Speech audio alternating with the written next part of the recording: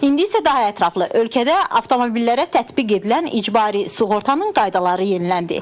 Yeni qanuna görə bundan sonra müştərisinin mülki məsuliyyətini icbari qaydada sığortalayan şirkət dəymiş ziyanın pulunu elə birbaşa öz müştərisinə verəcək.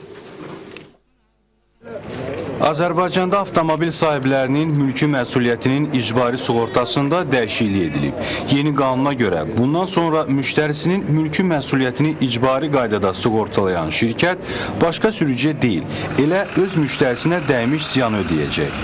Yəni, əvvəllər iki avtomobilin toqquşması zamanı qarşı tərəfə dəymiş ziyanı hadisəni törədənin sığorta şirkəti ödəyirdisə, yeni qaydalara əsasən artıq bunu elə zərər çəkmişin sığorta şirkəti ödəyəcək. Daha sonra isə həmin məbləği qarşı tərəfin sığorta şirkətindən alacaq.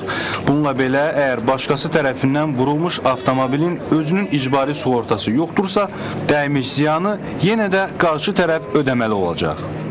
Əgər sürücü hansısa bir sığorta şirkətinə etibar edibdirsə, öz sığortasını həmin şirkətdən alıbdırsa, yeni qaydalardan sonra həmin şəxs özü sığortalandığı şirkətdən də xidməti həmin şirkətdən alacaq. Yəni, digər şirkətdən deyil.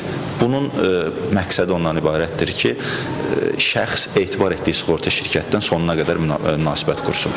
Yəni, əlaqəsi olmayan bir sığorta şirkətinə müraciət etməyə ehtiyac olmasın. İcbari sığortalar haqqında əvvəlki qanuna görə zərər çəkmiş şəxs avtomobilini düzəltdirmək üçün qarşı tərəfin sığorta şirkətinə getməli idi. Sığorta bazarı üzrə mütəxəssislər hesab edir ki, atılan bu addım sığorta şirkətlərinin məsuliyyətini artıracaq. Onlar öz müştərilərinə daha keyfiyyətli xidmət etməyə maraq göstərəcək.